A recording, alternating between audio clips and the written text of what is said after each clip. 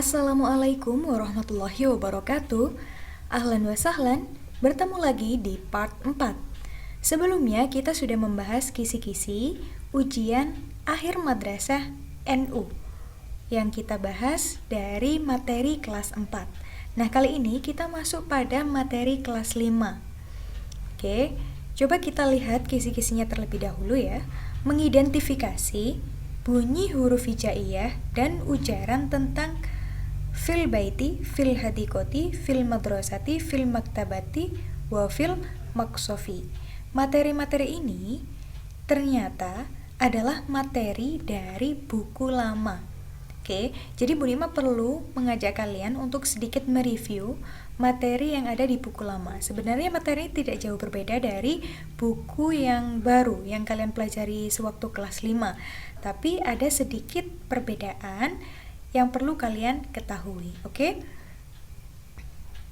Di part sebelumnya, Bu Nima menyampaikan bahwa kelas 4, materi kelas 4 itu ada pada soal nomor 1 sampai nomor 8. Tapi ternyata nomor 9 ini juga masuk materi kelas 4 ya, Bu Nima terlewat. Mengisi kalimat rumpang dengan kata yang tepat tentang profesi. Nah, profesi ini masih materi kelas 4, oke ya?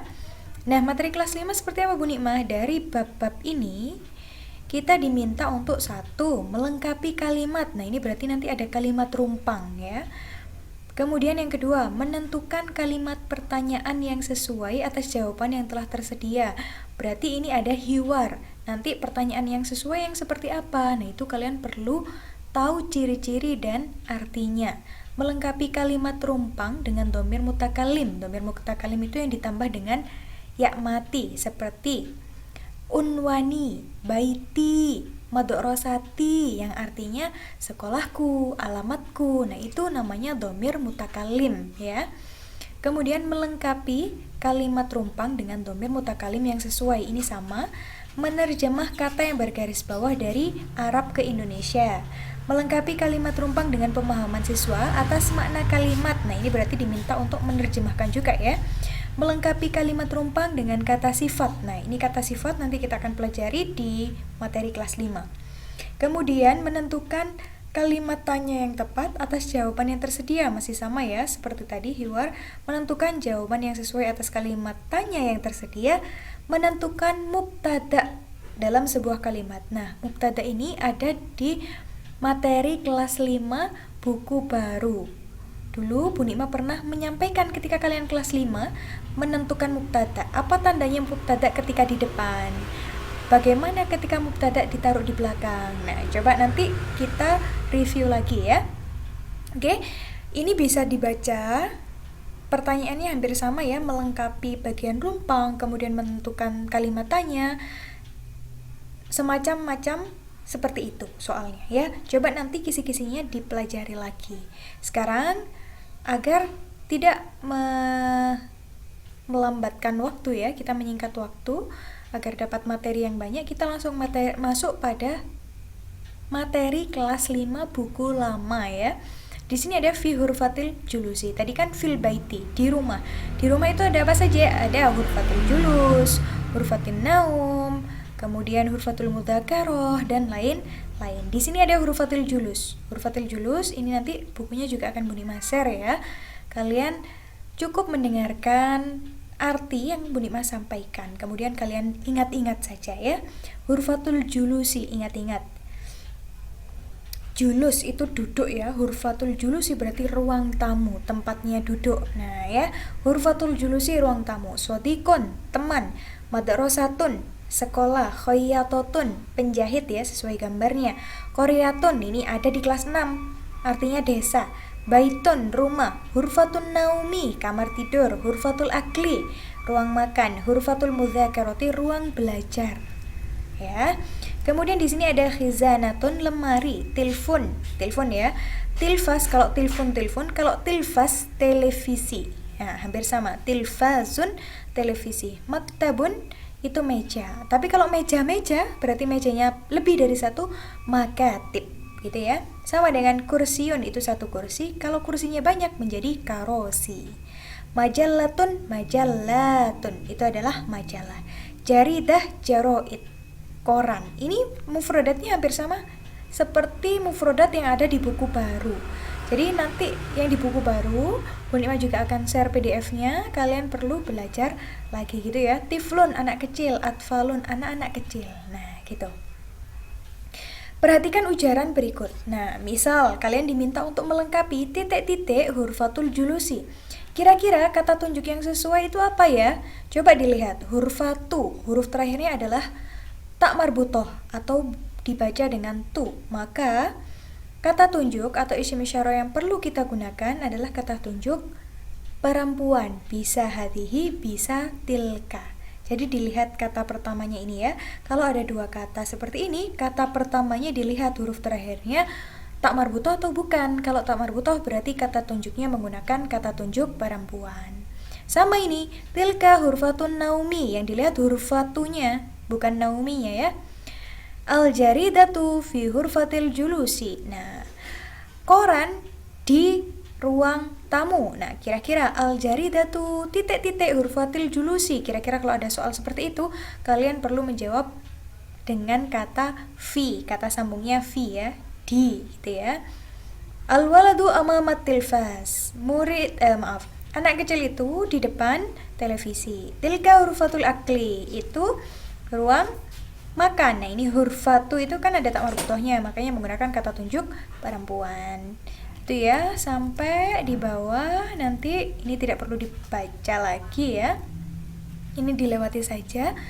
Langsung kita masuk pada kata sifat. Nah, ini naat atau kata sifat ya. Naat atau kata sifat adalah kata yang menunjukkan sifat untuk kata sebelumnya. Contohnya kata sifat itu dalam bahasa Arab, misalnya ya, jadidun, baru, kabirun, besar, kathirun, banyak, sohirun, kecil, nadhifun, bersih, jamilun, indah, qalilun, sedikit, muttasihun, kotor, qadimun, lama atau usang, wasiun, luas. Ini silahkan dihafalkan, barangkali nanti ada soal untuk melengkapi kata sifat ya. Kata sifat yang sesuai apa gitu ya. Coba contoh. Hadzal baitu. Ini artinya salah ya. Baitu itu artinya rumah, bukan buku ya. Rumah ini sifatnya apa? Jadidun, baru. Rumah ini baru, gitu ya. Kemudian hadhil khizanatu jadidatun. Lemari ini baru. Perbedaannya apa Bu Nikmah antara nomor 1 dan nomor 2? Coba dilihat nomor 1. Benda yang kita sebutkan adalah baitun. Baitun itu tidak menggunakan tak marbutoh. Tak marbutoh itu tak yang bunder itu ya. Tak yang bulat. Kalau ini tak biasa, maka menggunakan kata tunjuk laki-laki, hadza. Kalau menggunakan zalika boleh nggak Bu Nikmah? Boleh ya. Kata tunjuknya menggunakan laki-laki. Karena ini baitun tidak diakhiri dengan tak marbutoh, maka kata sifatnya pun tidak diakhiri dengan tak marbutoh. Jadidun. Berbeda dengan yang nomor 2. Nomor 2 ini bendanya adalah hizanatu. Hizanah, al-hizanah itu artinya lemari. Huruf terakhirnya ini adalah tak marbutoh. Nah, ini yang disebut dengan tak marbutoh. Atau bacanya tu ya. Beda ya, tu ini dan tu ini. Tu ini namanya tak marbutoh. Kalau diakhiri dengan tak marbutoh seperti contoh nomor 2 ini, berarti kata tunjuknya harus menggunakan kata tunjuk perempuan. Bisa hadihi atau tilka. Nah, kemudian kata sifatnya pun juga harus mengikuti perempuan. Bagaimana caranya? Diakhiri dengan tak marbutoh juga. Bukan jadidun, tapi jadidatun. Gitu ya. Nah, ini contoh-contohnya bisa kalian pelajari. Hadza baitun nadhifun, hadhihi madrasatun kabiratun. Nah, ini ada tun. Ini enggak ada tunnya, ini enggak ada tunnya. Ini enggak ada tunnya, ini enggak ada tunnya. Ini ada tunnya, ini ada tunnya. Ini juga ada tunnya, ini ada tunnya. Gitu ya. Ini adalah kata sifat. Tadi di kisi-kisi ada kata sifat. Gitu ya. Oke, sekarang kita masuk pada bab 2 fi hurfatil mudzakarati, di ruang belajar. Coba kita lihat mufrodat seputar fi hurfatil mudzakarah. Hurfatil mudzakarah sendiri artinya ruang belajar. Jadwalut dirasah artinya jadwal pelajaran, Kitabul Lughal Arabiyah, buku bahasa Arab. Nah, kalau buku-buku ini semuanya sama, depannya ada kitabunya, tinggal disesuaikan belakangnya pelajaran apa. Kitabul Fikih berarti buku fikih. Nah, ini tilka hurfatul mudzakarati. Kenapa tilka, Bu Nima? Karena hurfatu diakhiri dengan tak marbutoh, gitu ya. Pakai hadhihi juga boleh, tapi kalau pakai hadza atau dzalika itu tidak boleh.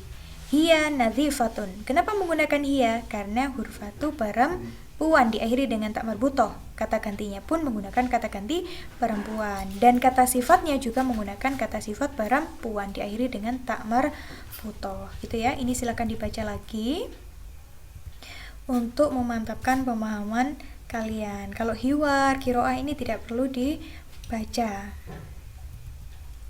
Selanjutnya, coba kita lihat. Nah, ini sama ya. Ini adalah kata sifat hadza kitabun jadidun. Nah, ini laki-laki ya, tidak diakhiri dengan tak marbutoh. Kata tunjuk atau isim isyarahnya juga menggunakan kata tunjuk laki-laki. Sifatnya juga menggunakan sifat laki-laki. Hizanatun perempuan, kata tunjuknya juga menggunakan perempuan. Kata sifatnya juga menggunakan perempuan. Tandanya adalah tun. Kalau hadza dan hadhihi, cara menentukan perempuan atau laki-lakinya coba dilihat di part sebelumnya kalau kalian lupa ya. Oke, selanjutnya materi bab 3 tentang fil hadiqati, di kebun atau di taman ya, bisa saja. Mufrodatnya ada alwardatu, mawar, zahrotun itu artinya bunga. Kalau bunganya banyak menjadi azharun. Sajarotun, pohon. Kalau pohonnya banyak, asjarun. Hadikotun, bisa taman, bisa kebun ini ya. Sajarotul manja, berarti pohon mangga. Sajarotul tufah, pohon apel. Sajarotul burtokoli, pohon jeruk. Al yasminu, melati. Misbahun, lampu. Samakun itu artinya ikan. Kalau ikannya banyak menjadi asmakun. Sajaratun narojil, pohon kelapa. Sajaratul mauzi, sesuai gambarnya, ini ada pisang, berarti ada sajarahnya, pohon pisang. Samarotun, buah. Kalau buahnya banyak, samarotun. Maq'adun, bangku, gitu ya. Nah, ini sama. Ketika digunakan dengan kata tunjuk atau isim isyarah, itu menyesuaikan ya. Kalau pohon sajarotun, tapi kalau pohon-pohon asjarun. Nah, pokoknya kalau ada mufrodat yang artinya banyak seperti asjarun, azharun, asmakun, itu kata tunjuknya mengikuti kata tunjuk perempuan ya. Makanya di sini asjarun kata tunjuknya tilka, asmakun kata tunjuknya hadhihi, gitu ya. Misbahun ini hanya satu lampunya dan tidak diakhiri dengan tak marbutoh, artinya dia laki-laki, maka kata tunjuknya juga menggunakan kata tunjuk laki-laki, gitu ya. Oke, ini sama saja, tidak perlu dipelajari. Kita langsung masuk pada kata sifat. Contoh ini ya, kata sifat mengikuti pola kata sebelumnya. Apabila kalimat sebelumnya mudzakkar itu laki-laki, maka kata sifat harus mudzakkar atau laki-laki. Begitu juga dengan i'rabnya. Contoh, tilka ini perempuan, madrasatun.